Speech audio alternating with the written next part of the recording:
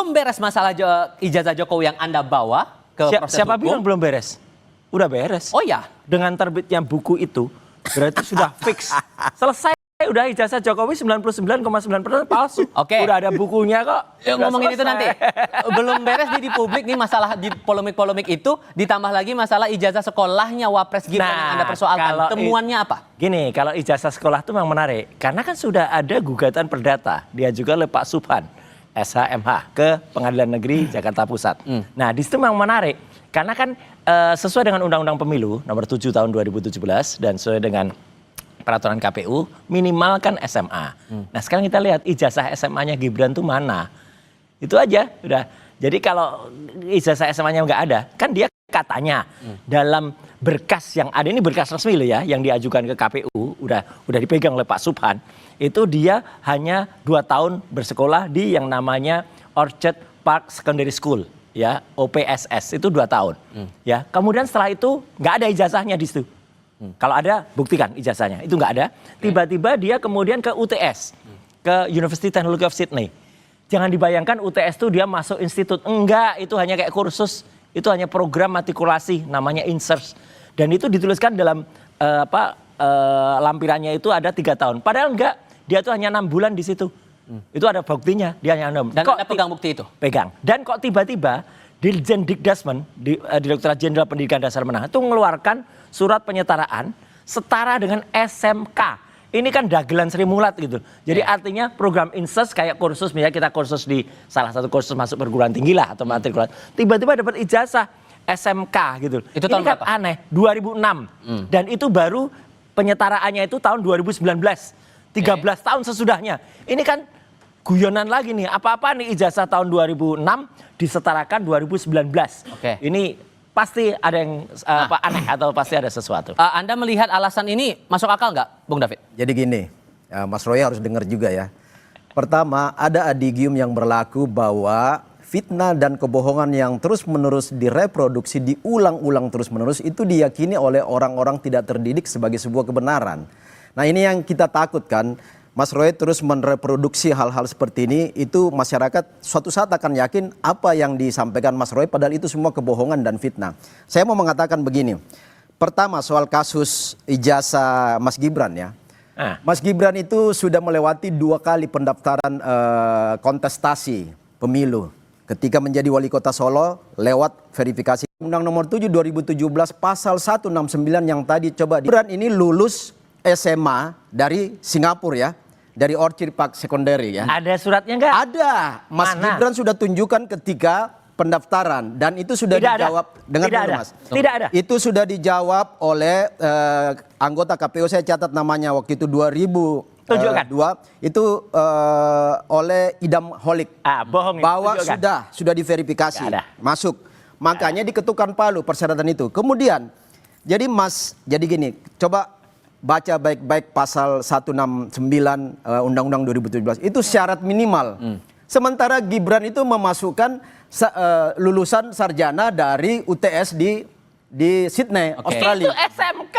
Dengar dulu, itu sarjana ya. Jadi begini, memahami hukum itu ketika syarat minimal terlampaui, maka yang berlaku itu adalah syarat maksimal. Artinya gini, syarat minimalnya di aturan itu minimal SMA. Masuk itu ijazah SMA dan ijazah sarjana. Nanti saya terangkan kalau berarti poinnya Anda mau bilang bahwa itu udah nggak perlu lagi dipermasalahkan soal ijazah itu. Dari sisi itu administrasi dan aturan undang-undang semua sudah dilewati secara baik dan terverifikasi secara sah ini oleh salah KPU. besar. Bung Roy. Salah besar. Gitu loh. Ada surat keterangan, ini ada buktinya. Nomor 9149/DDIKS 2019 yang menerbitkan surat penyetaraan yang disebut UTS tadi yang katanya dari S1 itu bukan S1, itu kursus setara matrikulasi masuk ke perguruan tinggi dan dia tidak lulus. Loh, kok nggak lulus? Ada ijazahnya kok. Loh, ijazahnya mana? Nggak ada. Loh, udah ditunjukin oleh Mas Gibran. Tidak. Mas Gibran tunjukin ijazahnya dari Singapura dan dari Australia. Lengkap semua. Ijazah dari Singapura itu ada. MDIS.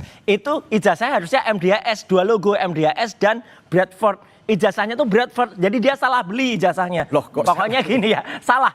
Oke, nggak apa-apa. Ini kita tunggu saja nanti pada saat sidang. Dan pada saat sidang perdata, kalau pengadilannya benar dan jujur sekali lagi, dia tidak akan meng-NO-kan. Siapa tahu dia kalau nggak berani dia NO. Tapi yang jelas apa? Biar publik tahu Mas, biar masyarakat juga tahu bahwa ini bodong semua. Nah, ini surat keterangannya tuh juga aneh. Boleh saya jawab? Gitu. Nah, Bung David, ini kan persoalannya lagi kalau menyangkut pautkan dengan pernyataan dari Pak Jokowi juga. Ini masalah yang sebetulnya nggak perlu diperpanjang lagi, tapi kayaknya ada sesuatu di balik ini yang sampai akhirnya didorong terus. Nah, makanya kan Pak Jokowi itu sebagai mantan presiden dan negarawan mengatakan biarlah proses hukum yang kita ikuti. Nah, saya mau bilang gini, laporan ijazah Gibran ini sudah dilaporkan di PT Tun oleh Pak Suban yang kembali melaporkan di di Perdata ini kan.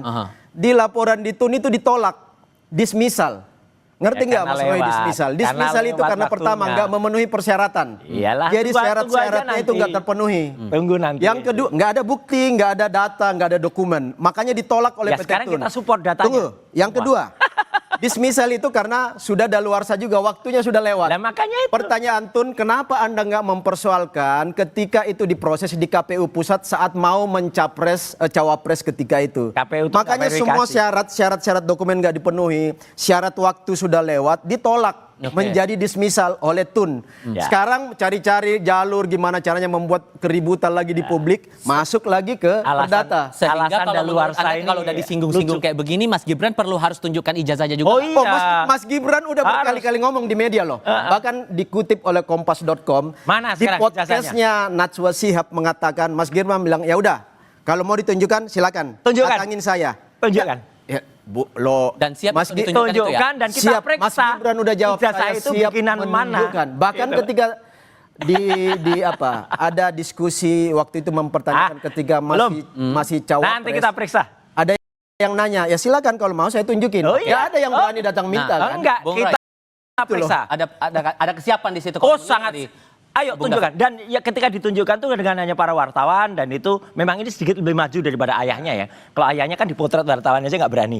Kalau ini oke lah berani dipotret. Tapi begitu dipotret, kita tahu lah ijazah itu banyak. Kalau kita googling tuh banyak nemu di fakedocument.com, ketemulah ratusan ijazah kayak gitu. Tapi intinya gini, saya nggak mempermasalahkan yang fake dokumen.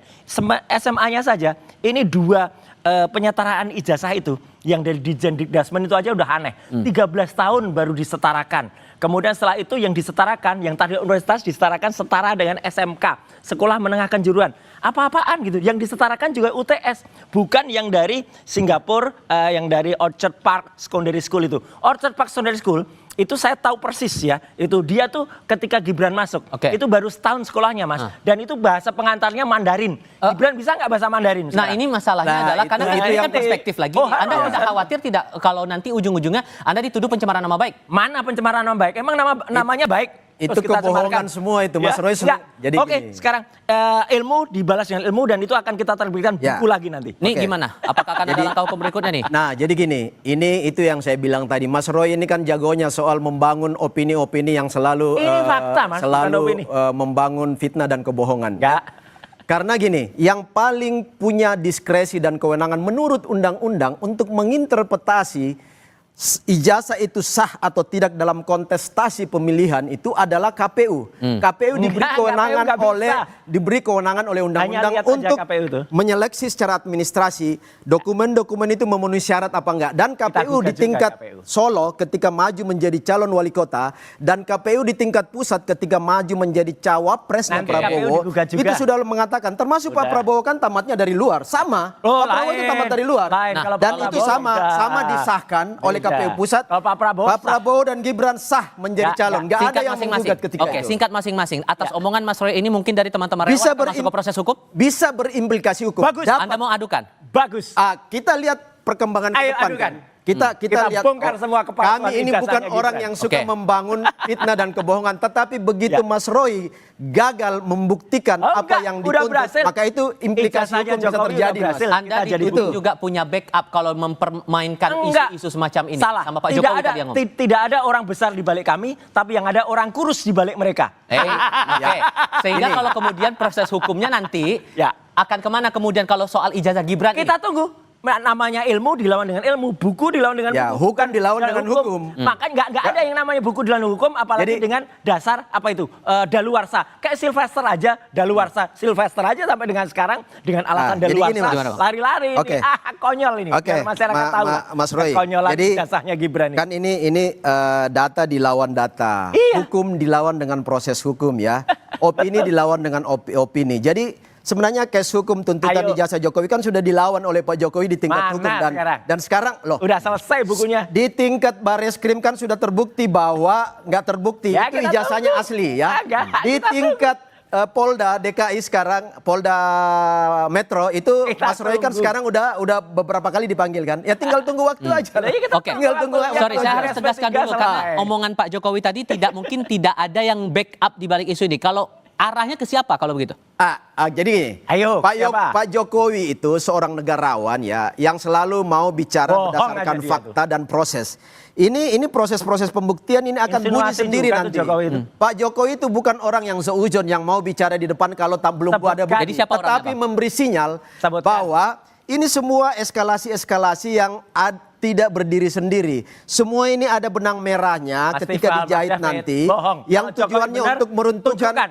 Tunjuk hidungnya, Pak mendelegitimasi Jokowi. kekuasaan Iya. pemerintah sekarang. Oke. Kemudian menciptakan opini di tingkat publik, Baik. kebohongan-kebohongan yang bohong direproduksi tuh Pak secara Jokowi. berulang itu akan Nggak jelas, membuat ada masyarakat bukunya kita lagi. itu Bukunya bingung nggak di bisa bawah dan dibantah. itu sangat berbahaya. Rasanya saya